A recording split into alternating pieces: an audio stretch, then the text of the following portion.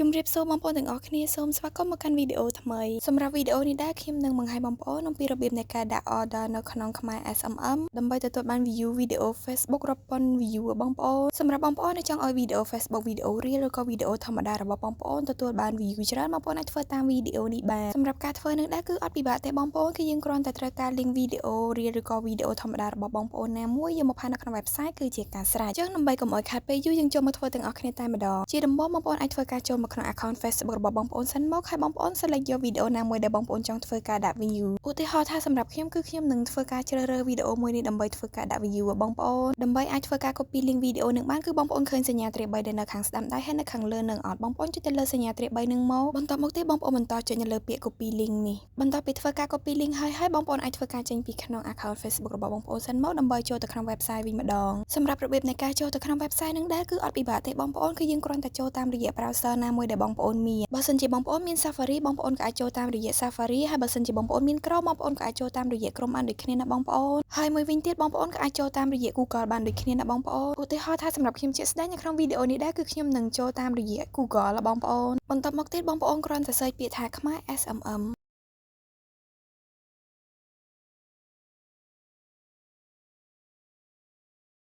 អូខេបងប្អូនចុចសញ្ញា search ដែលនៅខាងក្រោមនេះមកហើយនៅខាងលើនេះដែរគឺជា link ចូលទៅក្នុង website របស់យើងបងប្អូនអញ្ចឹងបងប្អូនធ្វើការចុចនៅតាម link នឹងមកដើម្បីចូលទៅក្នុង website របស់យើងផ្ទាល់តែម្ដង website របស់យើងនឹងដែរគឺមានទម្រង់បែបនេះបងប្អូនសម្រាប់បងប្អូនដែលបានធ្វើការចុចឈ្មោះចូលទៅក្នុង website ហើយនៅពេលដែលបងប្អូនបានធ្វើការចុចនៅតាម link មុននឹងនោះនឹងចេញជាផ្ទាំង website បែបនេះឲ្យបងប្អូនប៉ុន្តែសម្រាប់បងប្អូនដែលអត់បានចុចឈ្មោះចូលទៅក្នុង website ទេបងប្អូនក៏អាចធ្វើការចុចឈ្មោះចូលទៅក្នុង website ដើម្បីអាចប្រើប្រាស់សេវាកម្មដែលមាននៅខាងក្នុង website នេះបានណាបងប្អូននៅក្នុង website នេះដែរគឺយើងមានសេវាកម្មជាច្រើនដែលបងប្អូនអាចធ្វើការជ្រើសរើសប្រើប្រាស់បានទៅតាមតម្រូវការរបស់បងប្អូនផ្ទាល់ប៉ុន្តែសម្រាប់នៅក្នុងវីដេអូនេះដែរខ្ញុំនឹងបង្ហាញបងប្អូនទាក់ទងជាមួយនឹងសេវាកម្ម Facebook របស់បងប្អូនគឺការបន្ថែម view ទៅលើវីដេអូ Reel ឬក៏វីដេអូធម្មតាបងប្អូនអញ្ចឹងជាដំបូងបងប្អូនអាចធ្វើការចុចនៅលើ logo Facebook នេះសិនមកហើយបន្ទាប់មកទៀតបងប្អូនធ្វើការអូសមកក្រោមមកដើម្បីចុចនៅកន្លែង category នេះសម្រាប់កន្លែងនេះដែរគឺយើងមានសេវាកម្មជាច្រើនដែលទាក់ទងជាមួយនឹង Facebook របស់បងប្អូនប៉ុន្តែបងប្អូនអូសរកមើល Facebook view មកបងប្អូនសម្រាប់ Facebook view នឹងដែរគឺយើងមានច្រើនជម្រើសឲ្យបងប្អូនជ្រើសរើសគឺយើងមានដូចជា Facebook view ធម្មតា Facebook view by time Facebook view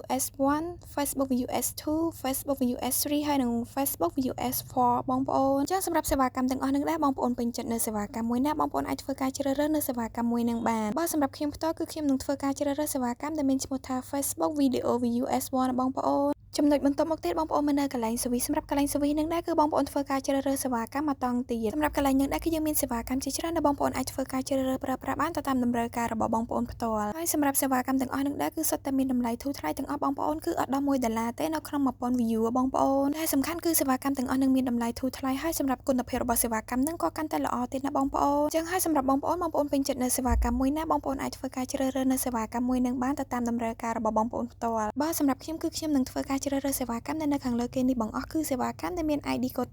8345នេះបងប្អូនសម្រាប់សេវាកម្មនឹងដែរគឺបងប្អូនរងចាំរយៈពេល31នាទីបន្ទាប់ពីបងប្អូនបានធ្វើការចុច submit ហើយនោះនឹងដឹងលទ្ធផលឲ្យបងប្អូនចំណុចបន្ទាប់មកទៀតបងប្អូនមើលនៅកន្លែងប្រអប់ link សម្រាប់ប្រអប់ link នឹងដែរគឺខ្ញុំនឹងធ្វើការផាស link ដែលខ្ញុំបាន copy ពីដើមវីដេអូមកបងប្អូនសម្រាប់បងប្អូនដែលអត់ទាន់បាន copy link ទេបងប្អូនក៏អាចចូលទៅក្នុង account Facebook របស់បងប្អូនហើយបន្ទាប់មកទៀតបងប្អូនធ្វើការ select យកវីដេអូណាមួយដែលបងប្អូនចង់ដាក់ view បន្ទាប់មកទៀតបងប្អូនធ្វើការ copy link ដើម្បីយកមកផាសនៅក្នុង website នេះវិញបន្ទាប់ពីបងប្អូនបានផាស link ហើយបងប្អូនមើលបន្ទាប់នៅកន្លែង quantity សម្រាប់កន្លែងនឹងដែរគឺបងប្អូនធ្វើការដាក់ចំនួន view ដែលបងប្អូនចង់បានត្រង់កន្លែងនឹងដែរគឺបងប្អូនអាចដាក់បានចាប់ពី100 view ឡើងទៅបងប្អូនអញ្ចឹងនៅចន្លោះតួលេខនឹងដែរបងប្អូនចង់ដាក់ប៉ុន្មានក៏បានដែរអាស្រ័យទៅលើតម្រូវការរបស់បងប្អូនផ្ទាល់ប៉ុន្តែបងប្អូនត្រូវចាំថាបងប្អូនអាចដាក់តិចបំផុតគឺត្រឹម100បងប្អូនសម្រាប់ខ្ញុំធ្វើវីដេអូបង្ហាញបងប្អូនអញ្ចឹងគឺខ្ញុំអត់ដាក់ច្រើនទេបងប្អូនគឺខ្ញុំដាក់ត្រឹមតែ100 view ទេបងប្អូនអញ្ចឹងនៅពេលដែលបងប្អូនដាក់នៅចំនួនដែលបងប្អូនចង់បានអស់ហើយបងប្អូនពិនិត្យមើលនៅកន្លែងឆាកសម្រាប់កន្លែងឆាកនឹងដែរគឺវានឹងគិតលុយស្រាប់ៗឲ្យបងប្អូនតែម្ដងសម្រាប់ការដាក់ចំនួន100 view នឹងដែរគឺអត់ដល់$0.1ទេបងប្អូនគឺមានតម្លៃធូរថ្លៃខ្លាំងមែនទែនសម្រាប់សេវាកម្មមួយនេះប៉ុន្តែសម្រាប់កន្លែងឆាកនឹងដែរគឺវានឹងប្រែប្រួលអាស្រ័យទៅលើចំនួន view ដែលបងប្អូនបានដាក់នៅខាងលើហ្នឹងបងប្អូនឧទាហរណ៍ថាបងប្អូនដាក់ចំនួនលើពី100បងប្អូនដាក់ចំនួន200 300 400ឬក៏ 10k 100k អីអញ្ចឹងនៅកន្លែងឆាកនឹងដែរគឺវានឹងប្រែប្រួលទៅតាមនឹងដែរបងប្អូនបន្ទាប់ពីបងប្អូនបានដាក់នៅចំនួនដែលបងប្អូនចង់បានអស់ហើយបងប្អូនគ្រាន់តែពិនិត្យមើលនៅសេវាកម្មដែលបងប្អូនបានធ្វើការជ្រើសរើសនៅខាងលើហ្នឹងថាត្រឹមត្រូវអស់ហើយឬនៅបងប្អូនពិនិត្យមើលនៅកន្លែង category service link quantity